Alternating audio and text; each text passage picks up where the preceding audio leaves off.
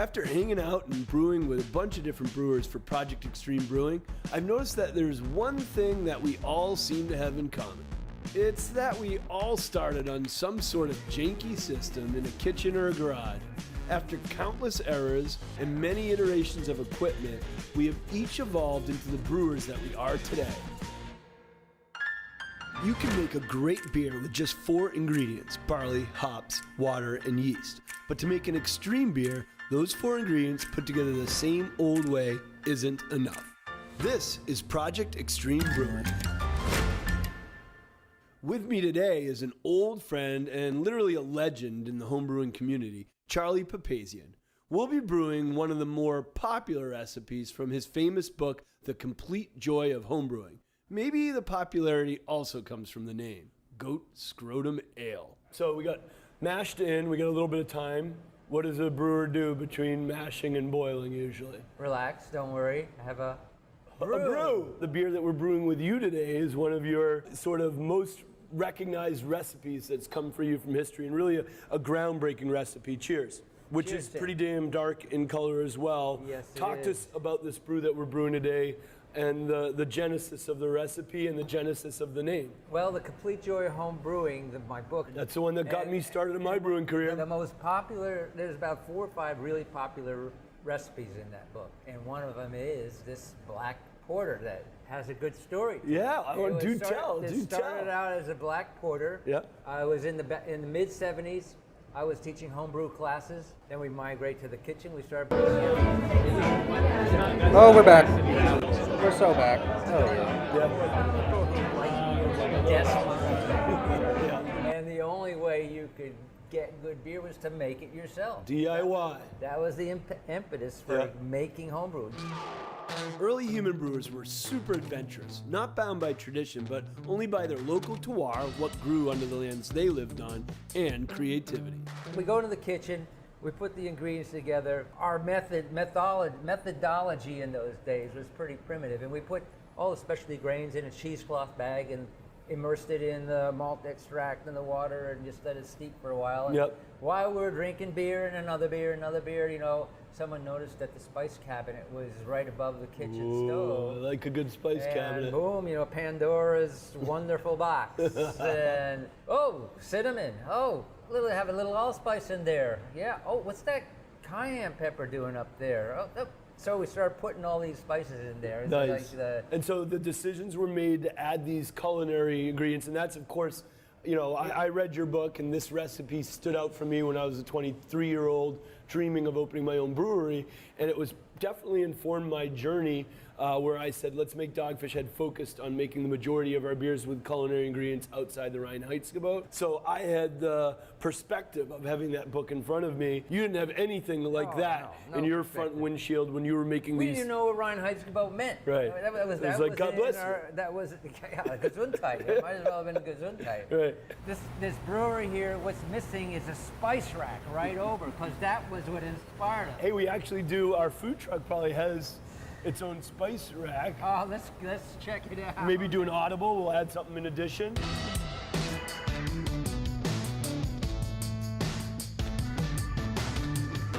Ooh, that could be interesting. What else do you like? Green pepper. Yeah, We're taking all 3. Yeah. I think we're taking all 3. No. All right, success. If you're listening to us speak right now, and you're probably taking for granted that, well, spices, I mean, it was always around, but we were just discovering. That was probably the first time. What was that feeling like as a collective? We were having good time. I mean, we had a few homebrews under our belt. Yes, you did. And that's what we were having, the passion for having good time and enjoying good flavored beers and collaborating. The whole foundation of what's happening in America started out. Your living room was like a microcosm of that collaborative culture that's still vibrant in the indie craft movement in America today. Because we had to rely on ourselves. We had to rely on sharing information. Even in those days before internet and fax, and you know, it was pretty primitive. It was word of mouth. It was word and conversations and helping each other kind of make better beer.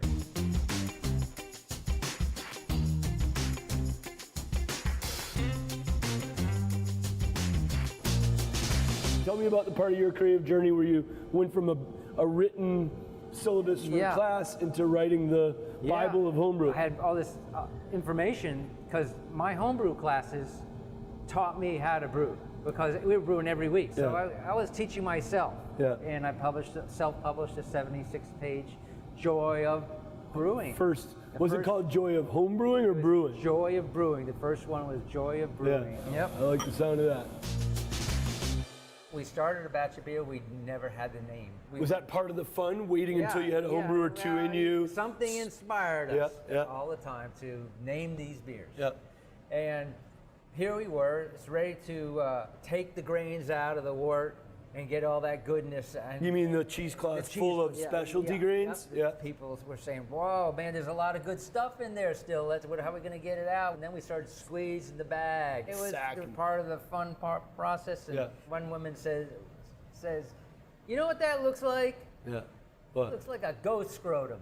She said the sack of grains looked like a goat scrotum. It was an epiphany moment? It says, goat scrotum ale. So it was obvious what we were going to name that beer, and it became a legendary beer. Goat scrotum ale was born. Being reborn today. Cheers. Well, I'm glad we're doing this. We should get back and check in on Amanda and see how the goat scrotum is evolving. Let's do it. We pop back into brewing just in time to help Amanda add the ingredients we pilfered from our food truck. Juniper berries, bay leaves, green peppercorns, rosemary, and cranberries. All went into the cheesecloth bag, then into the boil. What do you think of the concept of extreme brewing? How would you define this sort of outside-the-box brewing and your history with it? It's tied to the time and place because in those days, when we were making basically English-style pale ales and porters, that was extreme. That was extreme. It's a beer that's not only unusual, out of the realm of what you usually brew, but it's a beer that assaults the palate and assaults the senses. But it's an assault on the sensibility of what is normal. It's supposed to be challenging. It's challenging, but that's a beautiful thing. That's why we shed out all these different beers that we now have. The world's biggest brewing conglomerates tried to convince us through marketing of oh no, we just need one beer, right? And where do you think extreme beer goes from here in 2017?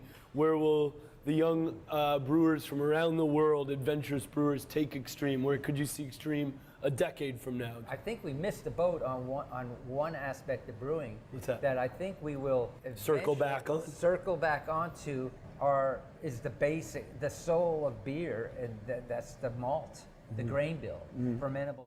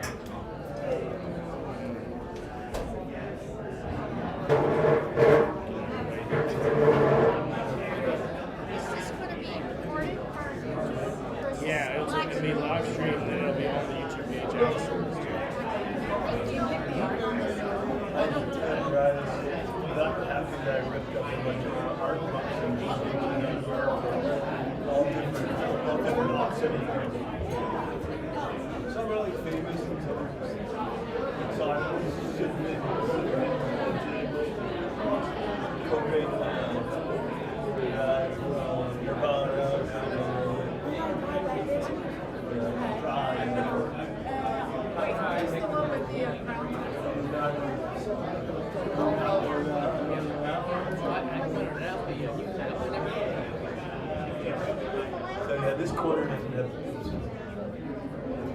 Check. Am I still waiting? You're good. Nope, you're good. Ready to start, Tom? All right, check. Can you all hear me back there in the nosebleed seats? There's no bad seats in this house. So wonderful to see everybody's faces today. Raise your hand if you're a Dogfish Head coworker in the house. Wow, thank you guys for what you do on behalf of the Delaware brewing community every day. Today's a super special day across our country. Breweries are celebrating coast to coast because today is National Beer Day. We're going to get into that in a little bit and what that means. But this is obviously a very patriotic year for our country, and it's pretty amazing to think that just an hour and a half car ride up the road is where the founding fathers were sitting in a bar much like this one called the City Tavern, figuring out the exact language of our country's foundational documents, the Declaration of Independence. And they were doing that in City Tavern over tankards of fresh ale and locally made porter beers, and that's a beautiful thing. Beer really is a catalyst for bringing people together, and was literally there at the birth moment of our country with our founding fathers. So wonderful time to be a beer lover, beer drinker, and a beer maker.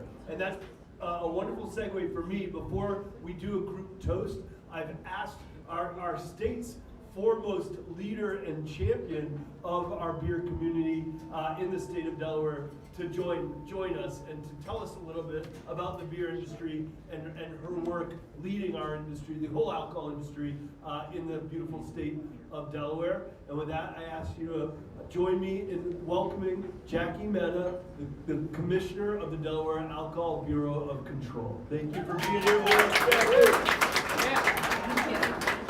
Thank you. Good afternoon, everybody. I think it's important for everybody to know that we do the side where we give people licenses so that they can operate and run businesses. We don't do law enforcement. Just throwing that out there. We're not law enforcement. I think it's appropriate to celebrate the National Beer Day here in Delaware's Dogfish. This was the first microbrew that was licensed in Delaware over 30 years ago, which is pretty amazing. Over 30 years ago. And in the past 5 years, while we've seen some businesses close, and many of you are familiar with one of the most prominent closings most recently of our Iron Hill Brewery in the state of Delaware, which we really hope to get reopened soon. We're working on that very effectively with the new owners.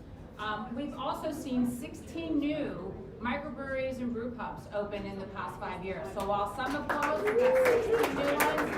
Growth is good. What does that mean for Delaware? I mean, obviously it means jobs and people being able to have employment and feed their families and live here and have a great life. But we also have this vibrant community. You know, we have the beers that are brewed and the cozy environments that really bring people together.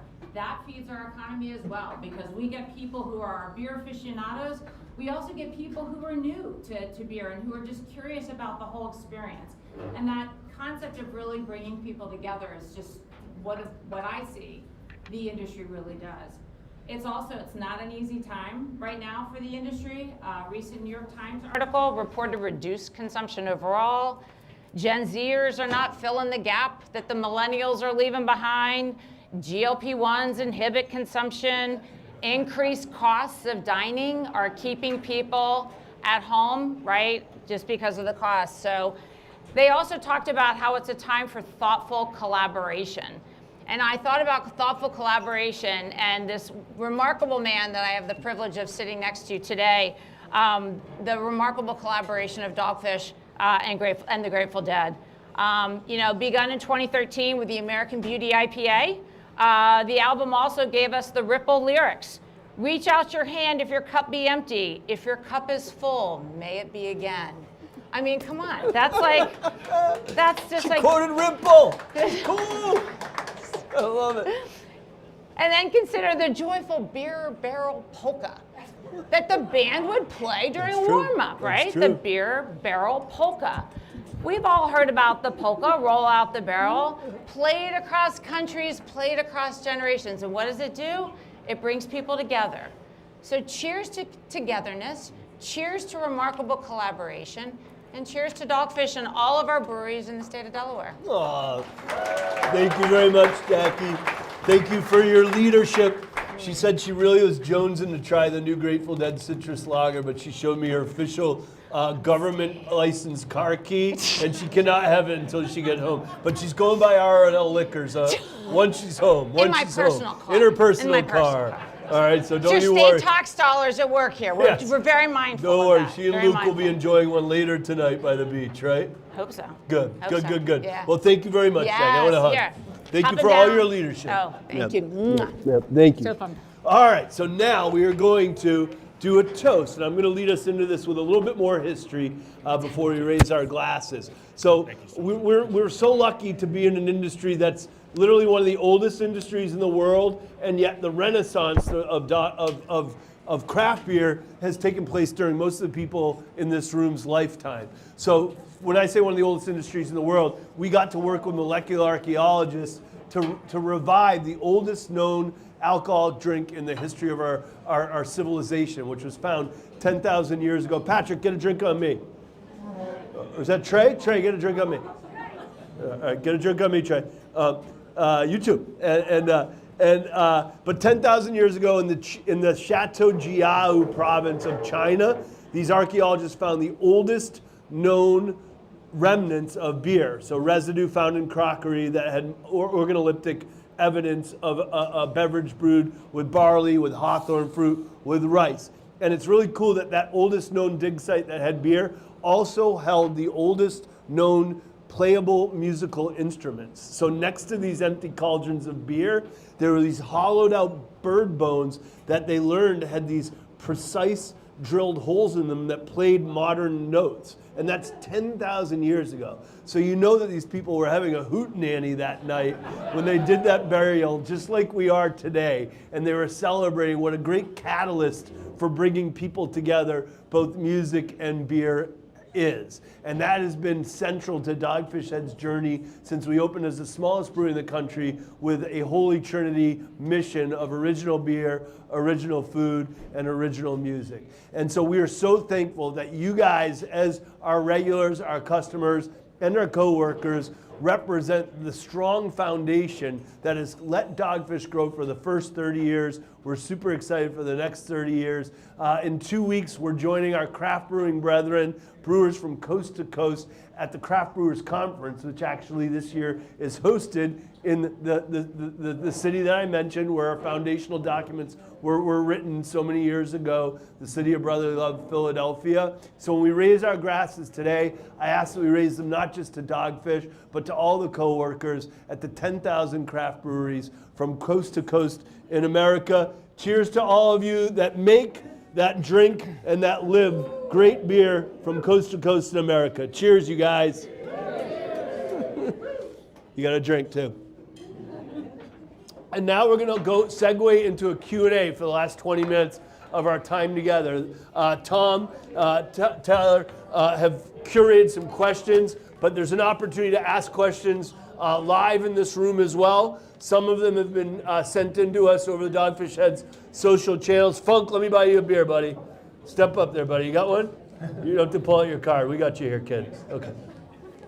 So there's some questions that have already come in, Tom, right? So we'll start with one or two of those. And then if anyone wants to raise their hand and ask a question of me, I might put some of my coworkers that are within the mic reach on the spot if they're someone that's close to that area of our business. But what's the first question? Marissa has a mic out there if anyone has a question. But Tom, do you want to start with one? Yeah, we'll start with one of the pre-submitted questions, and then Lauren is walking around the room. Anyone that asks a question in the room, I'm going to have to repeat it, so try to get to the point so that their friends on the internet can hear it when I repeat it. But here's the first one. I was wondering over the years if there was a Dogfish Head beer that took off in popularity beyond anything you expected. Conversely, was there a beer that you expected to be popular that really underperformed to where it became a one and done? Well, at Dogfish, like they're all our children, whether they whatever scale, however big they get, they're all our children, and we love them all equally.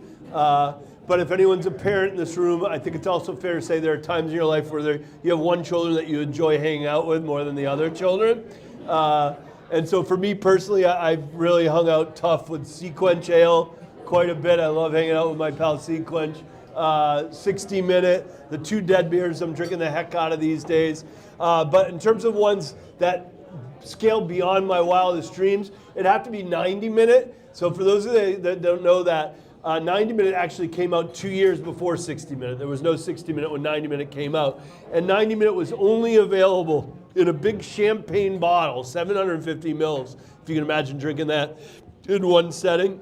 And it had a label on it of a circus freak hammering a nail into his own skull, because I thought that visually represented the intensity of the sensory experience of that beer. But every aspect of that beer, from the packaging design to the intensity of the hoppiness to the size of the serving, I thought this is not going to work. This is going to be a one and done. This will be fun for us to make once and it won't happen again. But it really took hold. Esquire magazine in the year 99 or 2000 named it best beer in America. And that was the moment, 1999, 2000, when both Midas Touch and 90-minute came out. That moment forward, we went from, oh my God, Mariah and I and our few coworkers, are we going to go out of business, to I think 15 years in a row of double-digit growth. A lot of people in this room contributed to those crazy years of insane growth. We used to call our sales department, which Funk's been a long time part of, our sales prevention department, because they mostly had to go around to accounts and be like, sorry, we're out of beer. Sorry, we're out of beer. They had to prevent sales while we grew this amazing facility to keep up with the demand. And this is really, in a lot of ways, a campus that 90-minute and 60-minute built. So we're very thankful for that beer.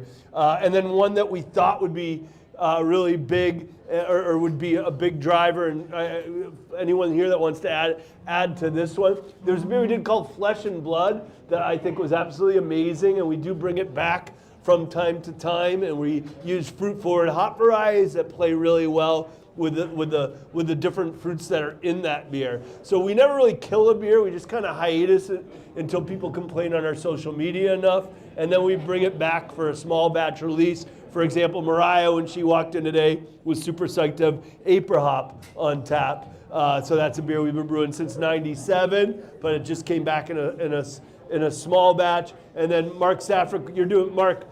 Hey, Mark Safrick, buddy, what are you building? What are you building a Randall for the Wakas this weekend, for Weekend of Compelling Ales? And by the way, check out the posters. You see the compelling Weekend of Compelling Ale posters. There's a QR code on them. If you don't have tickets for Saturday's Weekend of Compelling Ale, hit the QR code. Right, Lauren? There's still some tickets left for the last session. Final session at 3 o'clock session. Still some amazing. These are our most deeply curated lineup of beers, cocktails, and food of any event that we do. And we have a beautiful version of a strong beer being served through a Randall. I'm putting you on the mic, our brewmaster, Mark Safrick.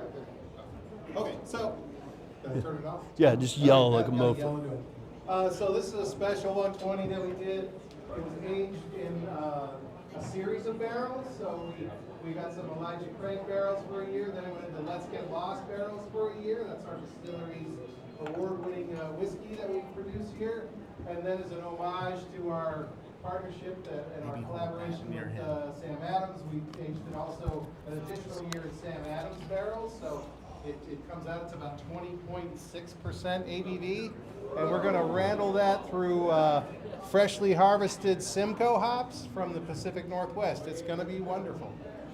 That's just a microphone. That was a microphone creeping up on you, but awesome description. We're trying to keep our friends online. Sorry about engaged. that online if you missed it, but it's a special 20% ABV version of 120, run through some beautiful Northwest hops. We got another question in the room that we'll repeat, right? Yep. Sam, what was your biggest challenge getting into this, and what was your biggest satisfaction getting into this? So the question was biggest challenge and biggest satisfaction. That was Okay, the biggest whole thing. challenge and biggest, hey Khalil, that means no movement on the baby front right now? Is that what this means, your visit here? All right, we're thinking about you, buddy. So biggest challenge, I'm glad Jackie Mehta's in the room to hear this, is when I was building out our brew pub in Rehoboth before we opened, I drove my pickup on the front sidewalk of our brew pub, and I said, hey Mariah, I'm gonna jump up on the roof of the pickup truck, get a photo of me taking the sign off the facade of the failed restaurant that rented the space before us. And she gets a sign of me drilling that off, and then there's a sign of another failed restaurant behind that one that she had to get off. So I ripped that one off, and then I was drilling my sign onto the facade at 320 Rehoboth Ave, and a guy walks by and goes, Dogfish Head Brewery? You know it's illegal to open a brewery in the state of Delaware. Yeah, my friends tried to do it on Route 1, and they were told it's not legal in the state to open a brewery yet. I was like, oh shit, what have I got myself? So I immediately got in the pickup truck, and I drove up to Dover without Mariah, who would have known where I should have gone. As a native Delawarean, and I literally was driving around the square by Lockerman Exchange or whatever. I was like, which one of these is the House? Which one's the Senate? And I parked my car. I'm 24, 25 years old. And I walk in, I'm like, who do I talk to? I just raised $220,000 from my parents and their friends to open a brewery. I'm under construction. I just found out it's illegal for me to open a brewery in this state.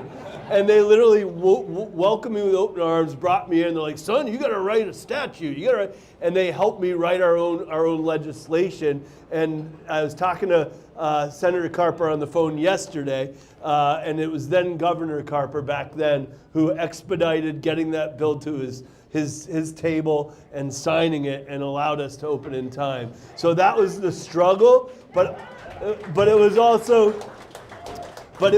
the most rewarding thing. It made me feel so excited for the journey we go on. This state has just an amazing history of supporting the intersection of agriculture and entrepreneurial endeavors. You know, if you think of the fact that Route 13 was, I believe, funded by the DuPont family to help get the crops of coastal Delaware and southern Delaware up to the cities of Wilmington and Philadelphia. It's a great example of how entrepreneurial and agricultural priorities have always been so important in the state, and the Delaware Brewers are a big part of that. Great. All right, we'll go back to the internet here. The Grateful Dead built a movement by prioritizing experience over perfection and community over commercial convention. As the craft beer landscape becomes more consolidated and trend-driven, how do you protect the same spirit of authenticity and improvisation at Dogfish Head? Oh, that's a great question. So about protecting the fearless creativity opportunity that we love so much with the recognition that we have to run a responsible business. And I think what really allows us to do it is, you know, come to a Weekend of Compelling Ales, or sign up and do a tour here, or sign up and do a tour at our Rehoboth location. Basically, every one of our locations has a R&D component to it. And we have little brewing, little distilling units in each of our locations. And we invite the people that care enough to visit us, you guys, into our R&D process. You guys are essentially an extension of our innovation team. You'll see we have beers that might be on our Drink Lab platform, where we're asking you to answer some questions about a beer we're thinking about maybe commercializing or selling coast to coast. Or if you visit Chesapeake and Maine, you know, Jake, our mixologist, might be doing some R&D cocktails that it might seem like it's just a one-off thing that night at Chesapeake and Maine, but maybe 2 years from then you see that cocktail in a 12-ounce can distributed coast to coast. Or what Jake, our brewer at the brew pub in Rehoboth, on that little 7-barrel system, asked for a brew pub exclusive when you go to Rehoboth. So those little breweries kind of allow us to throw shit at the wall like Jackson Pollock and not be concerned if it's going to be our next masterpiece. We just allow our brewers, our makers, our mixers unlimited freedom to try new stuff. And then we as a group decide which of those things we try to scale up and make national brands annually. So we're more experimental today as a top 20 craft brewery than we were 20 years ago when we were the smallest, because we have the facilities, the small and big brewing and distilling systems that allow us to do that almost limitless experimentation. Excellent. Yep. Lauren, do you have a question over here? All right. Wait 1 You second. got a mic coming at you. Hi, I'm really excited to be here. I'm glad you're here. Thank you so very much. I spend an awful lot of time with the young people, encouraging them to experiment and explore what opportunities that are available to them right here in Delaware. Yeah. And one of the common questions I encourage them to ask, if you knew then what you know now, would you have made different decisions? If I knew now what I knew back when I was young, would I make different decisions? Well, first of all, you need to tell these young people to start drinking more alcohol. Okay. Jackie set it up here. We talk about the headwinds in the alcohol industry. And there are really 5 W's that I call the headwinds. It's weed, it's wellness, it's weight loss drugs, it's weak economy, and it's waning socialization. And the last one's a great one because we're fighting that here. We're all in a room together, out enjoying each other's company, drinking, hopefully meeting new people. And that's a challenge for the folks that are 21 to 31, that it's the first time that generation's drinking less alcohol than that cohort of age group people since, I believe, Prohibition. And I think part of it is because they're the group that lived through being sequestered in their homes or their schools during COVID. And they couldn't socialize, so they've lost a little of that muscle on how to socialize, but also the why to socialize. And the why is about bringing people together and getting comfortable being uncomfortable. Meaning it's easy to go home and net chicks and flow, chill with one person you know or by yourself. But you really learn who you are and you learn more about the world when you're out at a place like this among people that you might know so well and might change your view of the world or might tell you something that changes your own personal views on how you see the world. And alcohol is just the great democratic drink of moderation that brings people together. But personally, what I would have done differently is probably not getting kicked out of high school would be one thing if I could live it over. Don't tell them don't get kicked out of high school. And then I also tell the story that when I saved up about $250,000, I could have used it to buy a canning line to put our beer in cans 4 years before we actually bought the canning line. But instead I used it to build a giant food truck shaped like Paul Bunyan's lunchbox and make beer-infused chowder that poor Synovia had to drive around in a sports car and serve up and down the state. So I apologize to Synovia and all of you that I waited so long for us to build a canning line. All right. So next question from the internet. You've always been about doing things off-center. Looking at the next decade of brewing, do you think the next IPA is going to be something brand new that we've never tasted? Or is it perfecting and reviving those classic old school styles that built the industry? With a follow-up question, when does old school come back? I think we might know who that question's from, our friend on the internet. That was a shameless plug to bring old school back, framed as a question. I would say, and I'm looking at a lot of the makers across different departments in our company right now, and whether or not it's formalized or informal, pretty much every innovation that we attempt at a small scale at Dogfish Head, every other one of them, we're trying to do something that's fully white space and never done before, whereas every other one of them, we're trying to perfect an existing style and do it better. I'll give you an example. Those of you that spend time, how many of you guys spend time at our Rehoboth location as well, right? So, Brian Selders is over here now running R&D. For a long time was running the Rehoboth location, and that's where he came up with a whole line of beers called Mystery Pills, where it was always a Pilsner, but he would change different factors in that beer each time to learn all different iterations of hops and yeast and stuff we could do. That's a beer that we're probably never going to sell coast to coast as mystery pills, but I will tell you that this morning myself, Mark Safrick over here, Brian Selders, and 5 of our Sam Adams brewers from Cincinnati to Boston to Pennsylvania, we're all on a Teams call saying, how do we take our learnings from Dogfish Head's Mystery Pills experiments, Sam Adams Noble Pills experience, and do something really cool under the Sam Adams brand somewhere in that Pilsner space. Maybe it's a one-off, maybe it's a beer that'll get distribution, but it's a really fun opportunity that we have to play with all our different breweries across the country to come up with innovation. Some of them are new to the world and are straightforward beer styles like a Pilsner, and some of them are the crazy shit like that Mark Safrick described that we're gonna run through a Randall at Weekend of Compelling Ales. So there's really only 2 routes to market with a consumer packaged good. It's you're either a pioneer and doing something that's never been done before, and that comes with risks, because there might be a reason it's never been done before, is that it shouldn't have been done before. But it comes with great reward if you find a white space and explode it, like the way we have with Sun Cruiser, which is our vodka tea that we own, that's growing like 100%. And then the other route to market is the fast follower route, where you're taking an existing idea and trying to improve upon it. So we try to equally balance fast follower innovations and new to the world white space innovations. And yes, old school is beloved and will someday come back. Perfect. If anyone in the room has a question, just raise your hand and Lauren will come see you. If not, we have a few quick questions in the internet. And we only got about 10 minutes left. Thank you guys for paying attention. We just got about 10 minutes left on our simulcast. Favorite beer you ever brewed and why? Okay, that's there. Favorite beer ever brewed and why? That's a good question.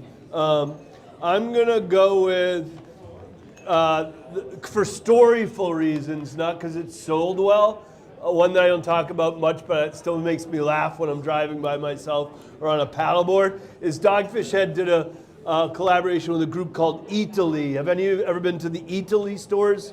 Somewhere in America, beautiful, big. They take the best of Italian culture and bring it into a city near you. So we got tapped to design the brewing system on the rooftop at the Italy store in New York City 20 years ago or 15 years ago with the ownership Ferranetti family out of Italy. And there was a lot of grand gestures. The founder came over in a ship and saluted the Statue of Liberty where the immigrants came from Italy into this country the way my grandfather did. And then when they landed, we wanted a very special beer to serve up on the rooftop at Italy that celebrated Italian culinary culture, my own Italian roots, and brought it all together. So I decided we should do a beer called Garlic Breadth, B-R-E-A-D-T-H. And it's a beer that we added black fermented garlic throughout the breadth of production. So we added it on the hot side, during fermentation, and just after filtration. So it was a beer that absolutely reeked of garlic, and I thought it'd be the perfect partner for pasta.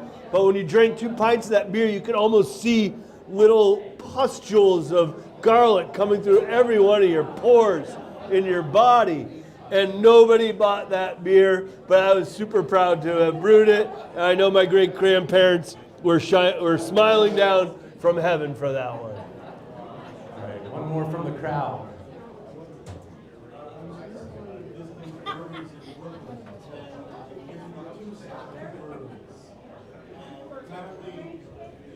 Very similar to the brewing process for beer. How good it was and how popular it was. I was wondering, would you guys ever give a shot at putting out a sake? And so, did you hear? Yeah. Would you ever be interested in putting out a sake? I think you were in New York, and some breweries were doing sake. 2 different breweries were doing sake. Yeah, so it's wonderful to see so many craft breweries in America playing outside the lines, whether the lines are the Reinheitsgebot, the Bavarian Beer Purity Act, or the lines are just beer itself. So tons of breweries are expanding their repertoire. Our pals a mile and a half from here at Dewey Beer is a great example of that. They're doing some really interesting things with THC-infused drinks. Our company makes seltzer. We own Truly. We own Twisted Tea. We own brands beyond beer. Of course, Dogfish was one of the original craft distilleries in America. We opened our distillery almost 26 years ago, far earlier than the majority of America's craft breweries opened. Dogfish Head was also a distillery. But your sake question is very interesting. And Mariah and I got to go to Japan with our kids 2 months ago, and we got to collaborate on a beer sake hybrid with a 120-year-old sake production company in the shadows of the Nagano Mountains where the Olympics were held. And that beer will be released, and we'll get to try that beer sake hybrid, and we'll be able to decide if it's something that we want to commercialize and make for sale in America. So I think you're on to something there, and we're having a lot of fun experimenting with that.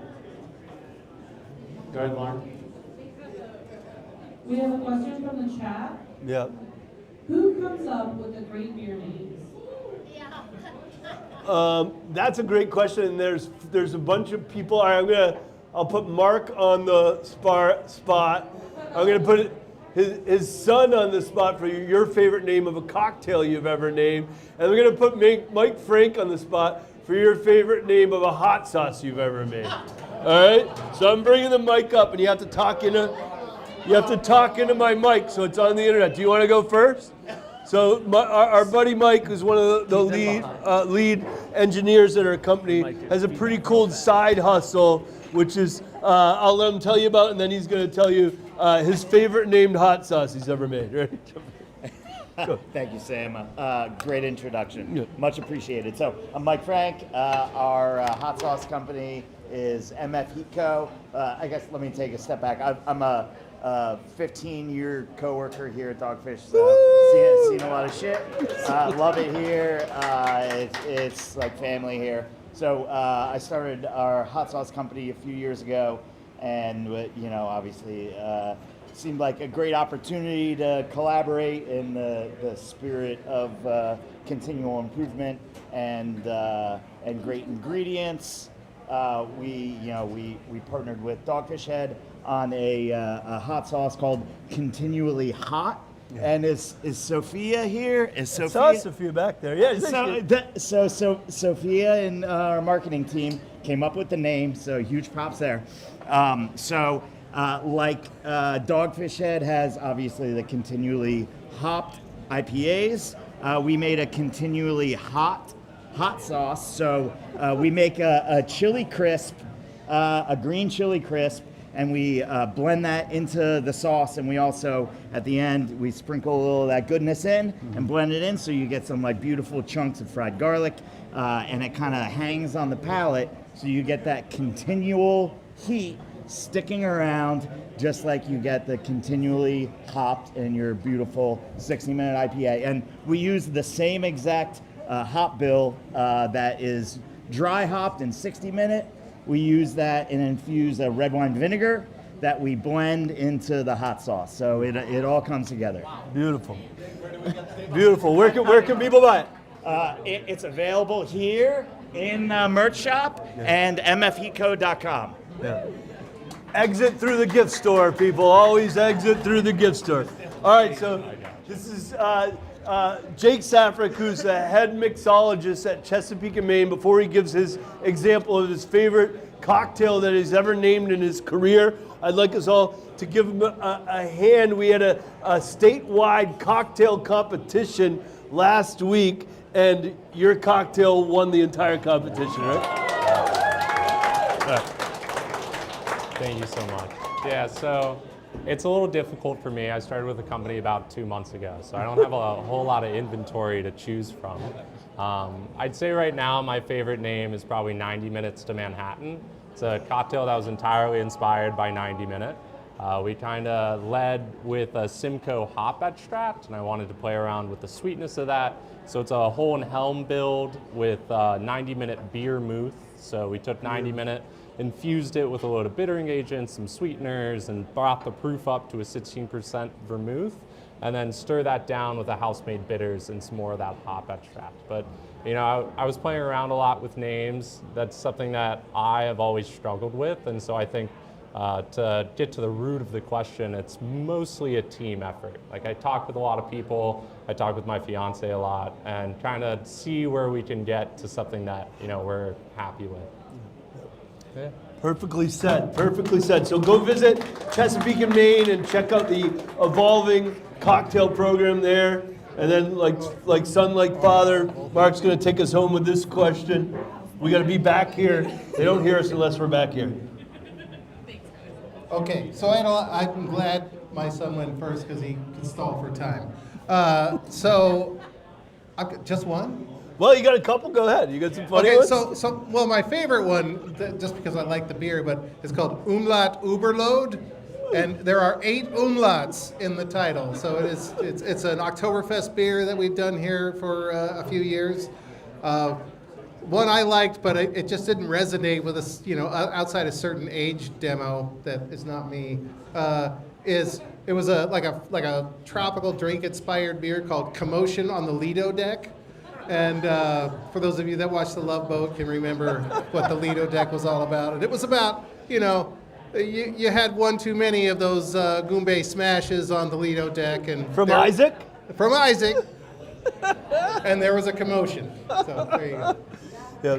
And if I ever come into a fiery crash or get hit by the proverbial beer truck, the first thing I'm asking Mariah to do is erase the text thread between me, Mark Safrick, and Brian Selders on potential beer names that don't at all need to see the light of day, but have caused a lot of laughs for us throughout the years. So that was a wonderful question. I believe that we're at time. And this has been wonderful, guys. We're gonna keep hanging together. Enjoy your beers. Happy National Beer Day to you.